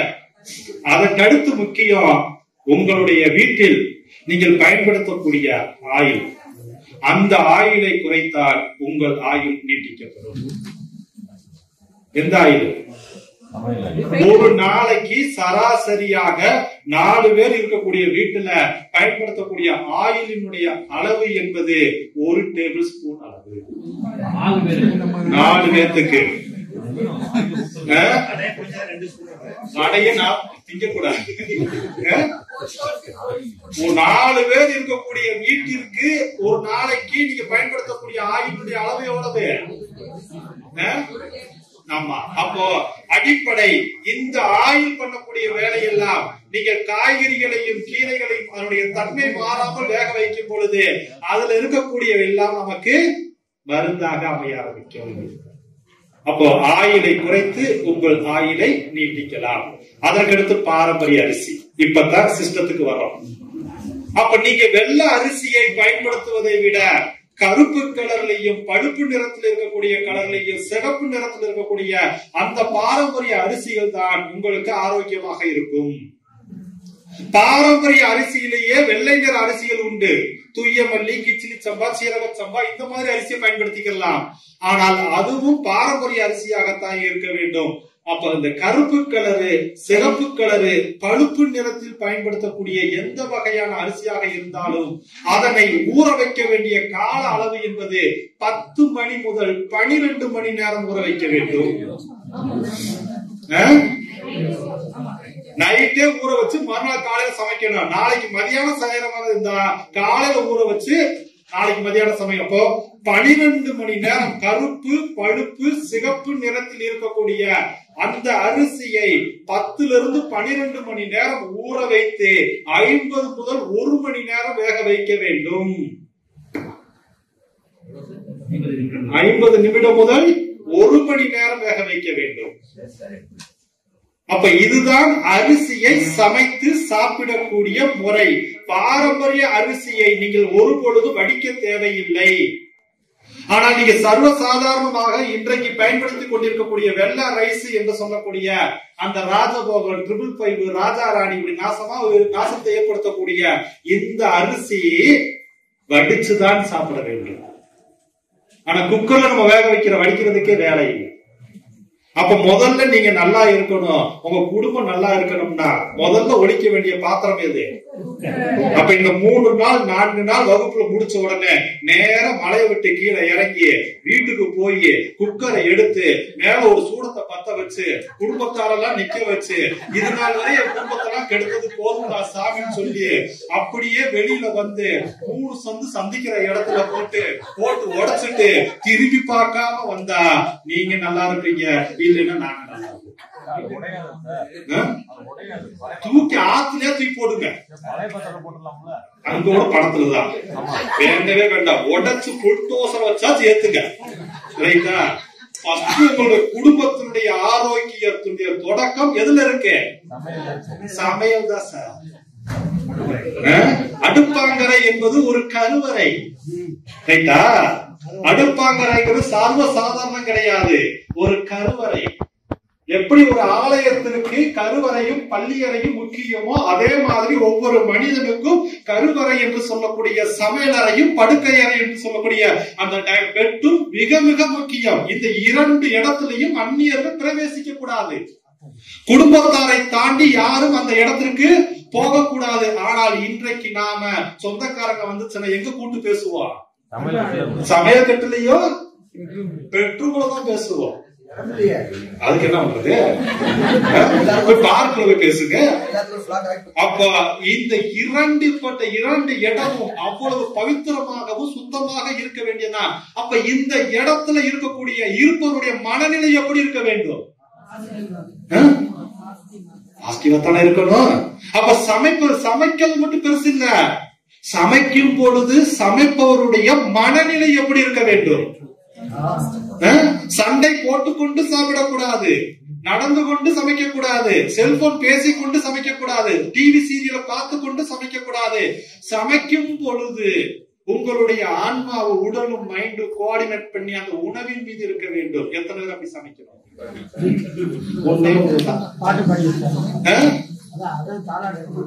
சமைக்கும் பொழுது சமைப்பவருடைய மனநிலை மிக மிக முக்கியம். கோபத்தோடு சமைக்க கூடாது, வெறுப்போடு சமைக்க கூடாது, எரிச்சலோடு சமைக்க கூடாது. அப்ப சமைக்கும் போது உங்களுடைய எப்படி தாய்ப்பாலுக்கு குழந்தைக்கு எப்படி ஒரு அத்தியாவசியம் தாய்ப்பாலோ அதே மாதிரி குடும்பத்தாருடைய ஒட்டுமொத்த ஆரோக்கியமும் சமைப்பவருடைய மனநிலையை பொறுத்துதான் இருக்கிறது ஒழிய. அப்ப அன்னை சமைக்கணும், உங்களுடைய சமைப்பதற்கு ஒண்ணு துணைவியார் சமைக்கணும், இல்லைன்னா பெற்ற தாய் சமைக்கணும். நீங்கள் வேலையாளை அமர்த்துவதாக இருந்தாலும் வேலையாளனுடைய வேலை காய்கறிகளை நறுக்கி கொடுக்கலாம், கழுவி கொடுக்கலாம், மற்ற எல்லா வேலையும் செய்யலாம் ஒழிய. ஆனால் சமைத்தல் என்ற அந்த ஒரு இடத்துக்கு வந்த உடனே யாருடைய முக்கிய பங்கு இருக்க வேண்டும்? காரணம், நீங்க நல்லா இருக்கணும்னு நினைக்கக்கூடிய ஒரே ஜீவன் யாரு? சத்தியமா கொண்டாட்டியா? அம்மா. அவங்க உங்களுக்கு தான் கேட்டேன், அவங்களுக்கு இல்ல. அப்போ அதை விட முக்கியம் நீங்க நல்லா இருக்கணும்னு அன்னையை விட துணைவியாரை விட நீங்க நல்லா இருக்கணும்னு நினைக்கக்கூடிய ஒரு ஜீவன் இருக்கிறார். அவர் யார்? நீங்க தான். உங்களை தவிர உங்க உடம்புல இருக்கக்கூடிய எந்த ஒரு நோயை குணப்படுத்துறதுக்கு வேற யாராலையும் முடியாது. நோயாளிகள் முயற்சித்தால் மட்டும்தான் நோய்களிலிருந்து விடுபட முடிய, மருத்துவரால் அல்ல. மருத்துவர் என்பவர் வழிகாட்டுதல் மட்டும்தான். சேர வேண்டிய இடத்துக்கு கொடைக்கானல் வர்றதுக்கு இந்த இடத்துக்கு நம்ம கூகுள் மேப் கொடுத்துட்டாங்க. ஆனா அதை பார்த்து நம்ம நல்லா பாருங்க, கூகுள் மேப்பினுடைய குறிக்கோள் இங்கதான் அடைய வேண்டும் என்று நமக்கு கொடுத்தாச்சு. நாம தவறா போனா கூட அந்த இடத்துல இருந்து நீ சேர வேண்டிய இடம் இதுதான் என்று கூகுள் மேப் நம்மளை வழிகாட்டி கொண்டே இருக்கும். உண்மையா இல்லையா? அப்ப நீ எவ்வளவுதான் தவறு செய்தாலும் உன்னை மறுபடியும் நல்வழிக்கு திருப்பக்கூடிய அந்த நல்ல எந்த இடத்துக்கு சேர வேண்டும் என்று இந்த கூகுள் மேப் தீர்மானிக்குதோ அதே மாதிரிதான் வாழ்வியலும் பல்வேறு ஆரோக்கியமற்ற குறைபாடுகளை சந்தித்தாலும் இந்த விதத்தில் நீங்கள் கடைபிடித்தால் உங்களுடைய வாழ்வியல் முறையும் ஆரோக்கியமும் 100% என்ன ஆகும்? சரியா இருக்கும். இதுதான் உண்மை. இதை மாற்றாமல் வெறும் மருந்து மட்டுமே நம்ம கொடுக்கறதுனால பிரயோஜனம் இல்ல. இப்ப பசிக்கணுமா? சாப்பிடணுமா? இப்ப முதலாவதாக செரிமான மண்டலம். செரிமான மண்டலத்தை சரி செய்யக்கூடிய பாரம்பரிய அரிசிகள். இந்த பாரம்பரிய அரிசியோடு எந்த காய்கறிகளை எடுக்க வேண்டும், இந்த காய்கறிகளோடு எந்த கீரையை எடுக்க வேண்டும். அப்போ ஒருத்தவருக்கு ஒரு டைஜஸ்டிவ் சிஸ்டத்துல பிரச்சனைன்னு வந்துச்சுன்னா நம்மளுடைய EH மெடிசனை கொடுத்து அதனோடு சேர்ந்து இந்த டைஜஸ்டிவ் சிஸ்டத்தை இம்ப்ரூவ் பண்ணக்கூடிய பாரம்பரிய அரிசியையும் காய்கறிகளையும் கீரைகளையும் இப்படித்தான் சமைக்க வேண்டும் என்று நீங்கள் அவர்களுக்கு பரிந்துரைத்தால் மருந்தும் உணவும் ஒன்றாக கலந்து அந்த மனிதர் என்ன செய்யும்? அதுதான். அப்ப முதல்ல செரிமானம் சம்பந்தப்பட்ட செரிமான மண்டலம். செரிமான மண்டலம்னா என்ன? ஒரு உறுப்பு சார்ந்ததா அல்லது பல்வேறு உறுப்புகளினுடைய தொகுப்பா? அப்போ செரிமான மண்டலம் என்பது நம்முடைய முதல் வாயிலிருந்து இரண்டாவது வாய் வரை இருக்கக்கூடிய அந்த செரிமான மண்டலம் சார்ந்த உறுப்புகளில் எந்த உறுப்புகள் பலவீனமாக இருந்தாலும் சரி, எந்த உறுப்புகள் இம்பேலன்ஸ் ஆக இருந்தாலும் சரி, அதனை பேலன்ஸ் கொண்டு வருவதற்கு பாரம்பரிய அரிசியில முக்கியமான 3 பாரம்பரிய அரிசி. ஒன்று காட்டு யானம்.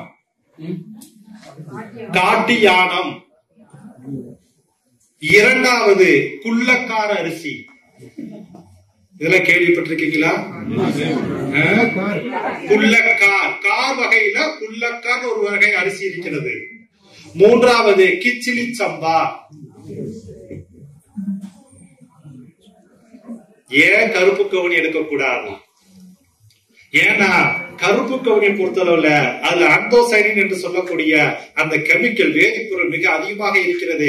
யாருக்கெல்லாம் டைஜஷன் குறைபாடு இருக்கிறதோ அவங்க கருப்பு கவுனி எடுத்தா மேலும் அந்த டைஜஷனை கிரியேட் பண்ணும். முதல்ல இந்த ஆமா என்று சொல்லக்கூடிய இந்த அக்னியினுடைய மந்தத்தை நல்லா ஸ்டிமுலேட் பண்ணி இதை நல்லா டெவலப் பண்ண பிறகு எந்த அரிசி எடுக்கலாம்?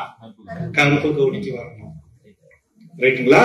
அப்போ முதல்ல டைஜஸ்டிவ் சிஸ்டத்துல எந்த பிரச்சனை வந்தாலும் சாதம்னு ஒண்ணு போச்சுன்னா அதற்கு எந்த அரிசி எடுக்கணும்? காட்டியானோ, உள்ளங்கால். இதை எதுல சமைக்கணும்? வெங்கல பாத்திரத்துல. தண்ணி எத்தனை மணி நேரம் ஊற வைக்கணும்? சமைக்கும் பொழுது சமைப்பவருடைய மனநிலை எப்படி இருக்கணும்? சந்தோஷமா இருக்கணும். ரைட்டா? அப்போ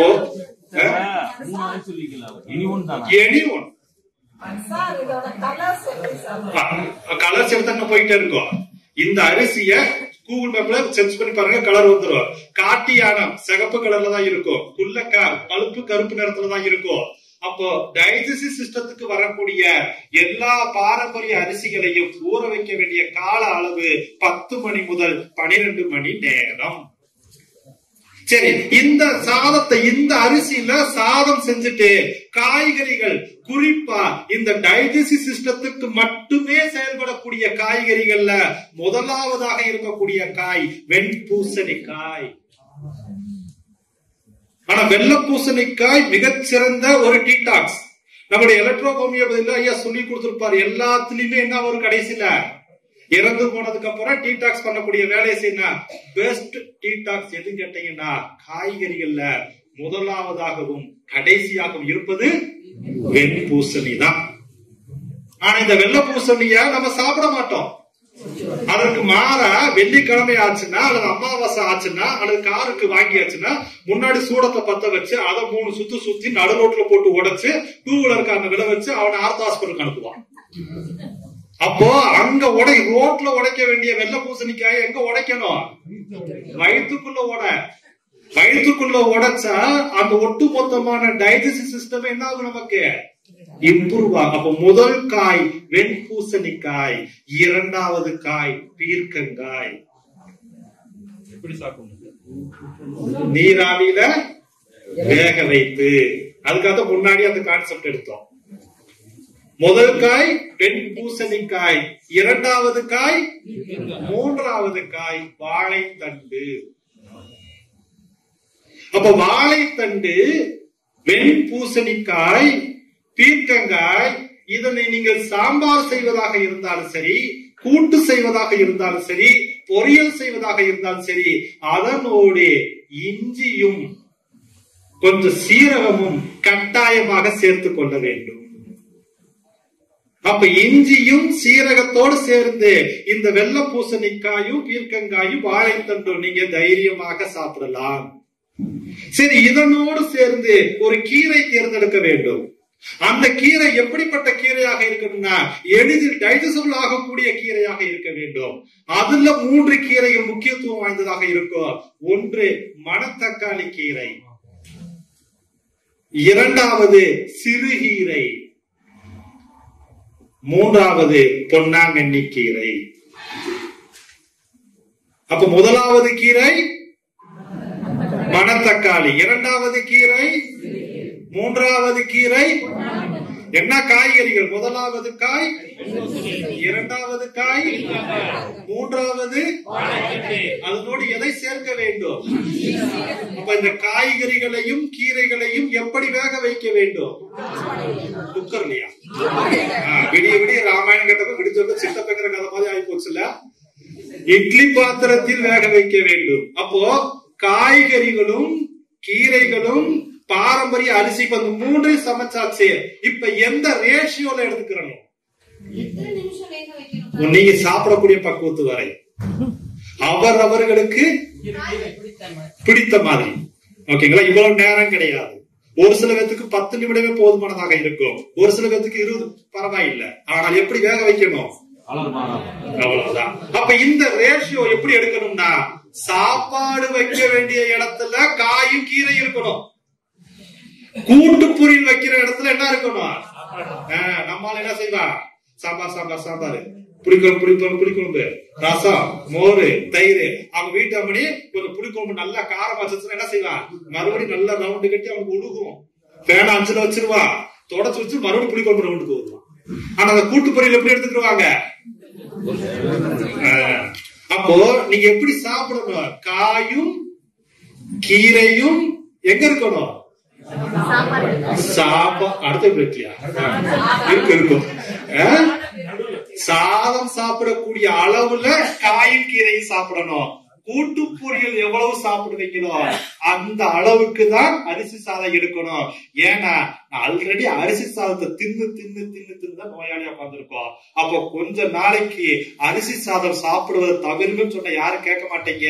அப்போ உடல்நிலை சரியாகிற வரை அரிசியை இந்த விதத்துல எடுத்துக்கிட்டு காயும் கீரையும் இப்படி எடுத்துக்கிட்டு வந்தீங்கன்னா, இந்த காம்பினேஷன்ல நீங்க எடுத்தீங்கன்னா நிச்சயமாக acute and chronic any digestive சிஸ்டத்துல இம்பேலன்ஸ் ஆக இருக்கக்கூடிய அனைத்தும் முழுமையாக குணமாகும். இதனோடு சேர்ந்து நீங்க சப்போர்ட்டிவ்க்கு எதை பண்ணலாம்? ஏன்னா மெடிசின்ங்கிறது இமிடியட் தீர்வு, உணவு என்பது. அப்ப ரெண்டையும் ஜாயின் பண்ணி ஒரு சாரத்துல ரெண்டையும் ஓட்டிட்டு போக வேண்டியதான். கட்டாயம். கடைசியில கேள்வி வச்சுக்கலாம். கடைசி இன்னொன்னு, பல வீட்டுல இட்லியே குக்கர்ல தான் வைக்காங்க. இட்லி அது போயிடுச்சு, அடுத்தது போய்க்கலாம். கேள்வி வச்சுக்கோங்க. இது முதல் சிஸ்டம். என்ன சிஸ்டம்? அப்போ இது டைஜஸ்டிவ் சிஸ்டத்தை இம்ப்ரூவ் பண்றதுக்கு என்னென்ன பாரம்பரிய அரிசி எடுக்கணும்? என்னென்ன காய்கறிகள் எடுக்கணும்? என்னென்ன கீரைகள் எடுக்கணும்? தூக்கத்துல இருந்துச்சு கேட்டா என்ன சொல்லிருவீங்க? இஞ்சி சீரகம் சேர்க்கணும்.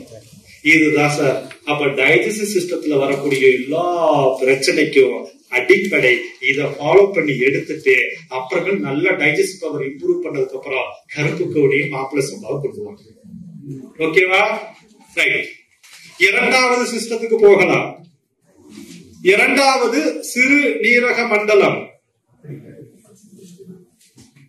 சிறு நீரக மண்டலம் சார்ந்த குறைபாடுகளை எல்லாம் தீர்க்கக்கூடிய the best urologist and nephrologist ஆக விளங்கக்கூடிய நம்முடைய பாரம்பரியமான அரிசிகள், முக்கியத்துவமாக விளங்கக்கூடிய பாரம்பரியம், மெயினா கிட்னி சப்போர்ட்டுக்கு, நம்மளுடைய ஈகச்சுன்னா கிட்னி சப்போர்ட்டுக்கு எடுப்போமா இல்லையா? அதனோடு சேர்ந்து இந்த கிட்னி சப்போர்ட்டுக்கு, அது யூரித்ரால இருந்தாலும் சரி, கிட்னில இருந்து அந்த பிளேசஸ்ல எந்த சிஸ்டத்துல எங்க டிஃபிகல்ட்டியா நீங்க ஃபீல் பண்ணாலும் நாம் கொடுக்கக்கூடிய மருந்தோடு இந்த காய்கறிகளையும் இந்த கீரைகளையும் இந்த பாரம்பரிய அரிசியும் பயன்படுத்த வேண்டும்.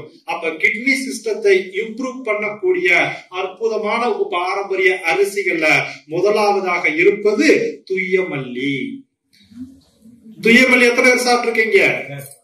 துய்யமல்லியினுடைய பெஸ்ட் கேரக்டர் என்ன தெரியுங்களா? இன்னர் ஆர்கனை விட பெஸ்ட் சைக்காலஜி டாக்டர். யாருக்கெல்லாம் தூக்கமே வராம மாத்திரை போட்டா தான் நான் தூங்குவேன் என்று அடம்பிடித்துக் கொண்டு இருக்கிறார்களோ அவர்கள் எல்லோரும் துய்யமல்லியை இரவு வேலை கஞ்சி அடிச்சு சாப்பிட்டா அடிச்சு போட்ட மாதிரி தூங்குவாங்க. அதாவது மனக்குழப்பத்தை தீர்க்கக்கூடிய த பெஸ்ட் சைக்காலஜிஸ்ட் டாக்டர் நம்ம துய்யமல்லி தான். அப்ப கிட்னியினுடைய பலவீனமும் மனக்குழப்பத்திற்கும் பயம். அப்போ அந்த கேரக்டர் வரும்போது அந்த ஆர்கன் பார்க்க துய்யமல்லி. இரண்டாவது குள்ளக்கார், மூன்றாவது காட்டு யானம், நான்காவது கருப்பு கவுனி. சிறுநீரக மண்டலத்தை பலப்படுத்தக்கூடிய பாரம்பரிய அரிசிகள் எவை எவை? துய்யமல்லி, உள்ளக்கார், காட்டியானம், கருப்பு கவுனி. சரி, இந்த கிட்னியுடைய சிஸ்டத்தை இம்ப்ரூவ் பண்ணக்கூடிய காய்கறிகள் எவை? கத்திரிக்காவுக்கு அப்பனுக்கு அப்பன் தான் வந்துட்டான் இல்ல. ஃபர்ஸ்ட் வெள்ளை பூசணிக்காய். வெள்ளை பூசணிக்காய் பொறுத்தளவுல கிட்னியை டீடாக்ஸ் பண்றதுக்கு எது? டையூரிட்டிக்காக வேலை செய்யுது. இரண்டாவது புடலங்காய், மூன்றாவது பீர்க்கங்காய்,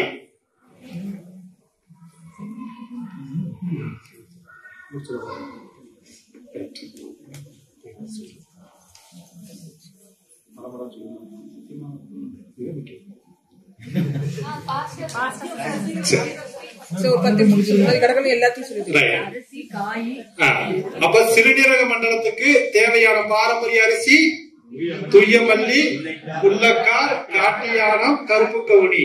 இதற்கு பயன்படுத்தக்கூடிய காய்கறிகள் வெள்ளை பூசணிக்காய், புடலங்காய், பீர்க்கங்காய், வெள்ளரிக்காய். ஏன்னா எலக்ட்ரோலைட்ஸை பேலன்ஸ் பண்ணுவதற்கு சோடியம், பொட்டாசியம் அதை எல்லாத்தையும் பேலன்ஸ்ல கொண்டு வருவதற்கு பெஸ்ட் காய் எது? வெள்ளரிக்காய். கீரைகள் என்று பார்த்தோம்னா மணத்தக்காளி, பொன்னாங்கண்ணி, முடக்கருத்தான் கீரை. அப்போ இந்த 3 கீரைகளும், இந்த 4 காய்கறிகளும், இந்த 4 வகையான பாரம்பரிய அரிசியும் சிறுநீரக மண்டலம் சார்ந்த குறைபாடுகளை எல்லாம், சிறுநீரக மண்டலங்களில் ஏற்படக்கூடிய இம்பேலன்ஸை பேலன்ஸ் பண்ணக்கூடியது. அடுத்தது வேகமா சொல்றேன், அதுல உங்களுடைய கைப்பக்குவம். கருவேப்பிள்ளை, கொத்தமல்லி, புதினா. அடுத்தது நரம்பு மண்டலம். நரம்பு மண்டலத்தை பலப்படுத்தக்கூடிய, நர்வஸ் சிஸ்டத்தை ஸ்டிமுலேட் பண்ணக்கூடிய பெஸ்ட் பாரம்பரிய அரிசிகள் ஒன்று துய்யமல்லி, இன்னொன்று மாப்பிள்ளை சம்பா, மூன்றாவது கருப்பு கவுனி. நீங்க முடிச்சதுக்கு அப்புறம், சாப்பிட்டு முடிச்சதுக்கு அப்புறம் நீங்க ஃப்ரீயா இருந்துச்சுன்னா உங்களுக்கு என்ன சந்தேகம்னா கேளுங்க. இப்ப சீக்கிரம் முடிக்க சொல்லிட்டார். 10 நிமிஷத்துல 12 காய் முடிக்கணும். 12 சிஸ்டத்தையும் பார்க்கணும். ஓகேங்களா? அப்போ இந்த நரம்பு மண்டலத்தை பலப்படுத்தக்கூடிய பாரம்பரிய அரிசியில துய்ய மல்லி, மாப்பிள்ளை சம்பா, கருப்பு கவுனி, இதனோடு எந்த நரம்பு மண்டலத்தை வலுப்படுத்துவதற்கு உதவக்கூடிய காய்கறிகள் கொத்தவரங்காய், இரண்டாவது கத்திரிக்காய், மூன்றாவது தேங்காய். இந்த கொத்தவரங்காயும் கத்திரிக்காயும் தேங்காயோடு சேர்ந்து பூண்டு, இஞ்சி இந்த இரண்டையும் சேர்க்க வேண்டும். இந்த 5 காம்பினேஷன்ல காய்கறிகளை எடுத்துக் கொள்ளலாம். கீரைகள் என்று பாத்தீங்கன்னா யாருக்கெல்லாம் நர்வஸ் சிஸ்டம் பலவீனமாக இருக்கிறதோ அவர்கள் எடுக்கக்கூடிய முக்கியமான கீரைகள், 1 பொன்னாங்கண்ணி, 2வது வல்லாரை, 3வது பிரம்மி. வல்லாரையினுடைய இன்னொரு டைப் வல்லாரை, பிரம்மி அண்ட் பொன்னாங்கண்ணி. இந்த 3 கீரைகளும் இந்த காய்கறிகளும் இந்த பாரம்பரிய அரிசியும் மெயினா நம்மளுடைய சென்ட்ரல் நர்வ் சிஸ்டத்துல இருந்து எல்லா நர்வ் சிஸ்டத்துக்கும் ஸ்டிமுலேட் பண்ணக்கூடியதாக இருக்கும். இதெல்லாம் உண்மையா இல்லையாங்கிறத நான் சொன்னதுனால யாரும் நம்பவே வேண்டாம். வாய்ப்புகள் இருந்தால் நீங்க எல்லாம் கொண்டு போய் லேப்ல கொடுத்து டெஸ்ட் பண்ணி பாருங்க. அதையெல்லாம் பேலன்ஸ் இம்பேலன்ஸ் பண்ணக்கூடிய நியூட்ரிஷன் எல்லாம் இதுல அடாப்ட் பண்ணி இருக்கும்.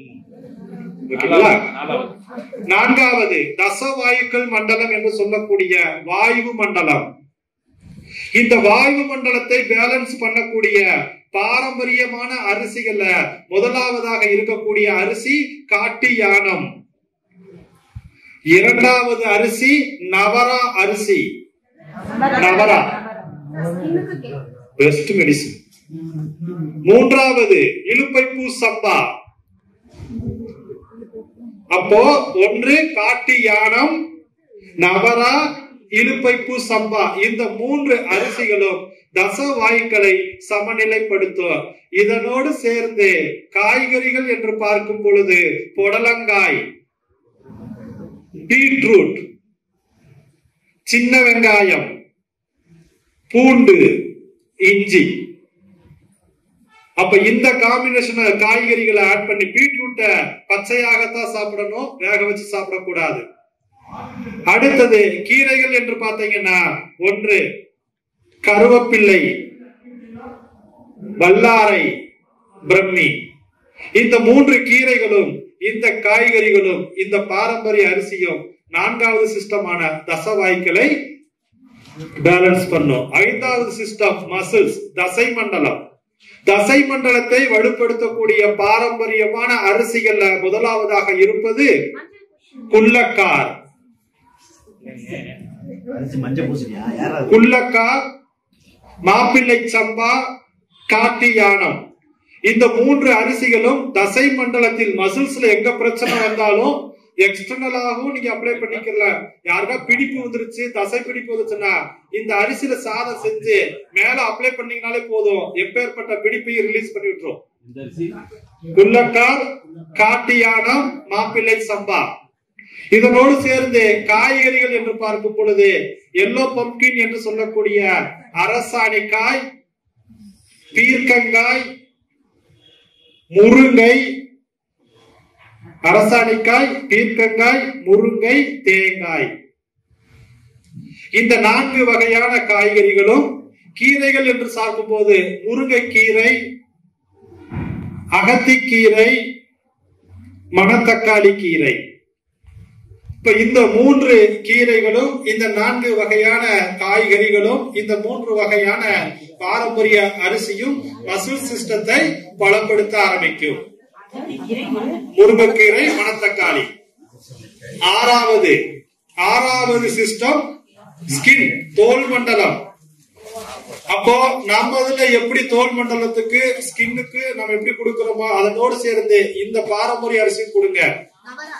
மெயினா இருக்கக்கூடியது கருப்பு கவுனி. தோல் மண்டலத்திற்கு பயன்படுத்தக்கூடிய பெஸ்ட் மெடிசின் பாரம்பரிய அரிசி கருப்பு கவுனி. 2வது சொர்ணவாரி, 3வது பூங்கார் அரிசி. எப்படி நம்ம இதுல ஈகட்ஸ்ல ஃபீமேல் ரெமெடி என்று சொல்றோமோ அதே மாதிரி பாரம்பரிய அரிசியில ஃபீமேல் ரெமெடிக்கு என்று பெஸ்ட் பாரம்பரிய அரிசி என்று பார்த்தோம்னா அது பூங்கார் தான். அப்ப பூங்கார் அரிசி, சொர்ணவாரி, கருப்பு கவுனி, இந்த பாரம்பரிய அரிசியோடு காய்கறிகள் என்று பார்க்கும் பொழுது கோவக்காய், வெஸ்ட்காய், கோவக்காய், மஞ்சள் பூசணிக்காய், பாகற்காய், பூண்டு, இஞ்சி.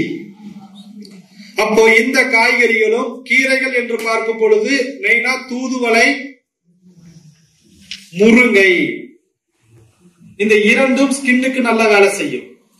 அப்ப இந்த கீரைகளும் இந்த காய்கறிகளும் இந்த பாரம்பரிய அரிசியும் உச்சந்தலையிலிருந்து உள்ளங்கால் வரை இருக்கக்கூடிய ஸ்கின், தோல் மண்டலம் சார்ந்த அனைத்து குறைபாடுகளுக்கு மருந்தாக அமையும். அடுத்ததாக 7வது சுவாச மண்டலம், லங் சிஸ்டம். இதனை பயன்படுத்தக்கூடிய பாரம்பரிய லங்ஸ் சிஸ்டத்தை இம்ப்ரூவ் பண்ணக்கூடிய, பிராண சக்தியை அதிகரிக்கக்கூடிய, அங்க இருக்கக்கூடிய எக்ஸ்ட்ரா மியூக்கஸ் எல்லாத்தையும் வெளியேற்றக்கூடிய மெயினான வேலையை செய்யக்கூடிய அரிசிகள்ல முதன்மையானதாக இருக்கக்கூடியது தூய மல்லி, நவரா, காட்டு யானம். இந்த 3 அரிசியும் லங்ஸ் சிஸ்டத்துக்கு மிக பயனுள்ளதாக இருக்கும். இந்த அரிசியோடு காய்கறிகள் என்று பாத்தீங்கன்னா முருங்கைக்காய், பீர்க்கங்காய், வெண்பூசணி. வெண்பூசணி லங்ஸுக்கு மிகச்சிறந்த ஒரு டீடாக்ஸ். ஏன்னா 3 தோஷங்களையும் சமநிலைக்கு கொண்டு வரக்கூடிய முத்தான 3 காய்கறிகள். அதுல முதலாவதாக இருப்பது வெள்ளை பூசணிக்காய் தான். எந்த தோஷமாக இருந்தாலும் வெள்ளை பூசணிக்காய் கொடுத்துடலாம். அப்ப இந்த காய்கறிகளோடு கீரைகள் என்று பார்க்கும் பொழுது தூதுவளை, முடக்கருத்தான், முசுமுசுக்கை, முருங்கை. இந்த 4 வகையான கீரைகளும் இந்த காய்கறிகளும் இந்த பாரம்பரிய அரிசியும் ஓவரால் லங்ஸ் சிஸ்டத்துக்கு மிகவும் பயனுள்ளதாக இருக்கும். அடுத்ததாக நாம் பார்க்கக்கூடியது நிணநீர் மண்டலம் என்று சொல்லக்கூடிய லிம்பாட்டிக் சிஸ்டம். நோய் எதிர்ப்பு ஆற்றலை அதிகரிக்கக்கூடிய எல் குறிப்பு தான். அப்போ அது பண்ணக்கூடிய அனைத்து வேலைகளுக்கும் நம்மகிட்ட இருக்கக்கூடிய பாரம்பரியமான அரிசியில ஃபர்ஸ்ட் இருக்கக்கூடிய அரிசி என்று பாத்தீங்கன்னா குள்ளக்கார், கருப்பு கவுனி, காட்டு யானம். குள்ளக்கார், கருப்பு கவுனி, காட்டு யானம். காய்கறிகள் என்று பாத்தீங்கன்னா முருங்கைக்காய், புடலங்காய், பீர்க்கங்காய். காய்கறிகள் என்று பார்க்கும் பொழுது இதனோடு சேர்ந்து சேப்பங்கிழங்கு எடுத்துக்கொள்ள வேண்டும். சேப்பங்கிழங்கு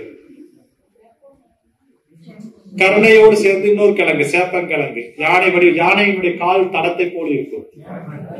சேப்பங்கிழங்கு பிடிக்கருணை சொல்லுவோம் இல்லையா, அதுவும் ஒரே பேர் தான். அப்ப இந்த காய்கறிகளோடு இந்த பாரம்பரிய அரிசியை எடுத்துக்கிட்டு என்ன கீரைகள் இருக்குன்னா அகத்தி, முருங்கை, பொன்னாங்கண்ணி. அகத்தி, முருங்கை, பொன்னாங்கண்ணி. அப்ப இந்த கீரையோடு இந்த காய்கறிகளோடு இந்த பாரம்பரிய அரிசிய நீங்க நாம எடுக்கக்கூடிய அந்த மருந்துகளோடு இதனையும் பரிந்துரைத்தால் நிச்சயமாக லங்ஸ் சிஸ்டத்தில் இருக்கக்கூடிய எப்பேற்பட்ட பிரச்சனைக்கும் நிரந்தர தீர்வை தரும். நிணநீர் மண்டலத்துக்கு எழுப்புறுப்பு வேலை செய்யக்கூடிய அனைத்திற்கும் செய்யும். அடுத்ததாக போன் சிஸ்டம், எலும்பு மண்டலம். எலும்பு மண்டலத்தை வலுப்படுத்தக்கூடிய பாரம்பரியமான அரிசிகளை காட்டு யானம், மாப்பிள்ளை சம்பா, நவரா அரிசி. மாப்பிள்ளை சம்பா, காட்டு யானம், நவரா அரிசி. காய்கறிகள் என்று பார்த்தோம்னா தேங்காய், பீர்க்கங்காய், முருங்கைக்காய், மஞ்சள் பூசணிக்காய். கீரைகள் என்று பார்த்தோம்னா ரிச்சஸ்ட் கால்சியம் இருக்கக்கூடிய அனைத்து மொத்தம் 127 வகையான கீரை தமிழ்நாட்டில் இருக்கு. அந்த 127 வகையான கீரையில 3 கீரை மட்டும்தான் ரிச்சஸ்ட் கால்சியம் நிறைந்திருக்கிறது. அதுல முதலாவதாக இருக்கக்கூடிய கீரை புளிச்சக்கீரை. கால்சியம், கோக்ரா சட்னி பண்ணுவாங்க தெரியுமா, அது பயங்கரமான புளிச்சக்கீரை, கால்சியம் அதிகம். 2வது தூதுவளை, 3வது தமிழ்நாட்டில் இருக்கக்கூடிய அகத்திக்கீரை. அகத்தியும் தூதுவளையும் புளிச்சக்கீரையும் கால்சியம் டிஃபிஷியன்சி ஏற்படுறவங்களுக்கு எல்லாம் அற்புதமாக வேலை செய்யும். அப்போ இந்த கீரைகளும் இந்த காய்கறிகளும் இந்த பாரம்பரிய அரிசியும் எலும்பு மண்டலத்தை வலுப்படுத்த உதவும். ஓகேங்களா? இதனோடு அடுத்ததாக நாளமில்லா சுரப்பி மண்டலம். நாளமில்லா சுரப்பி மண்டலத்தை சரி செய்யக்கூடிய இப்ப தைராய்டுக்கு எனி டைப் ஆஃப் ஹார்மோன் இம்பேலன்ஸுக்கு தி பெஸ்ட் ட்ரெடிஷனல் மெடிசன் பாரம்பரிய ரைஸ் எது எடுத்துக்கிட்டீங்கன்னா கருப்பு கவுனி, சொர்ணவாரி, காட்டியானம். கருப்பு கவுனி, சொர்ணவாரி, காட்டியானம் இந்த பாரம்பரிய அரிசியும் காய்கறிகள்ல கம்பல்சரியாக தினந்தோறும் ஒரு எலும்புச்சம்பளம், வாழைப்பூவு,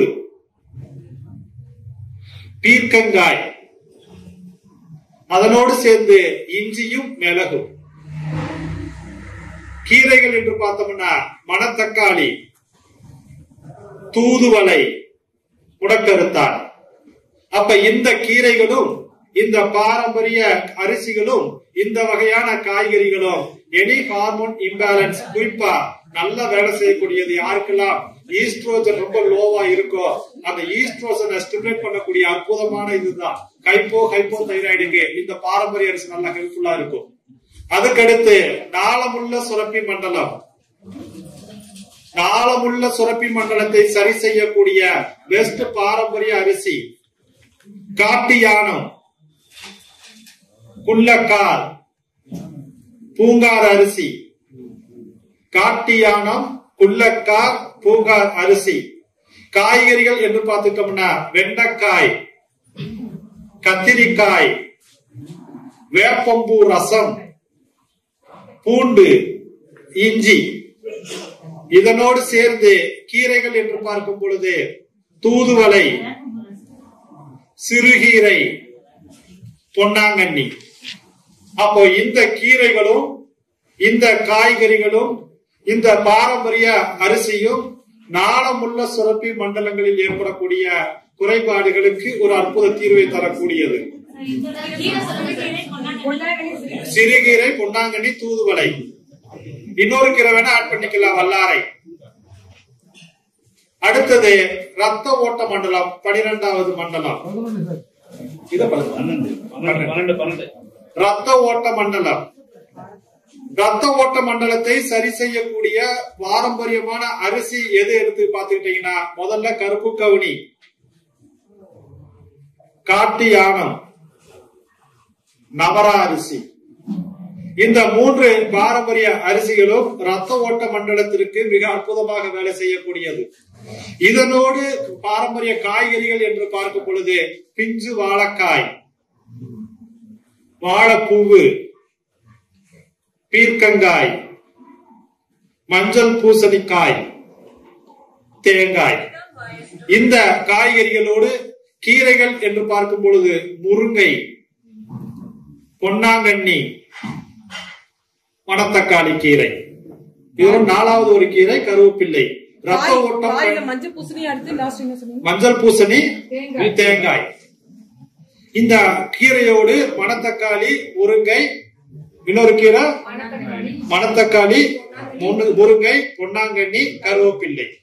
அப்ப இந்த 4 வகையான கீரைகளும் இந்த காய்கறிகளும் இந்த பாரம்பரிய அரிசியும் ரத்த ஓட்ட மண்டலங்களில் ஏற்படக்கூடிய தடை கற்களை எல்லாம் முற்றிலுமாக நீக்க ஆரம்பிக்கும்.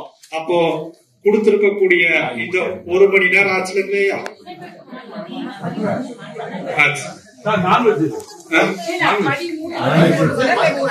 இது எல்லாம் செய்யும் பொழுது அது சரியாகும்.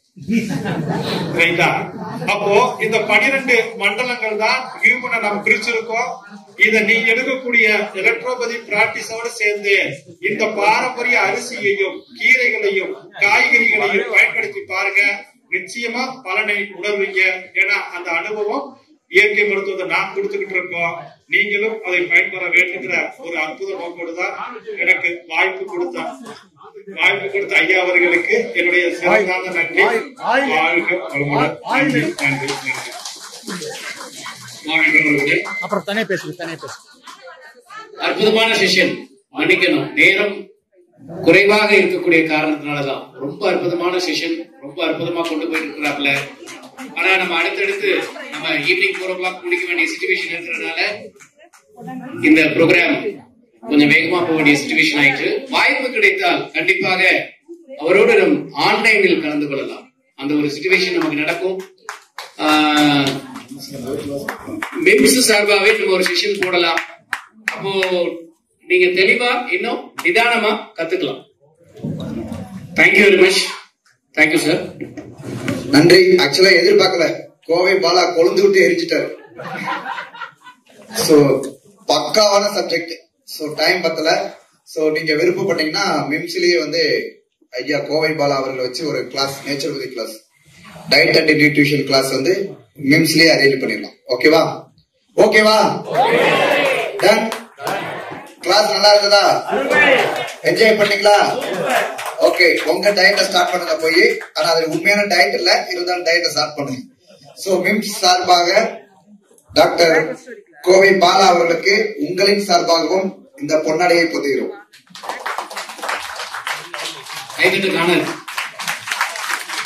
Very good, thank you. மணி 2:30 இருக்கணும். 2:30 கரெக்டா கிளாஸ் ஆரம்பிச்சு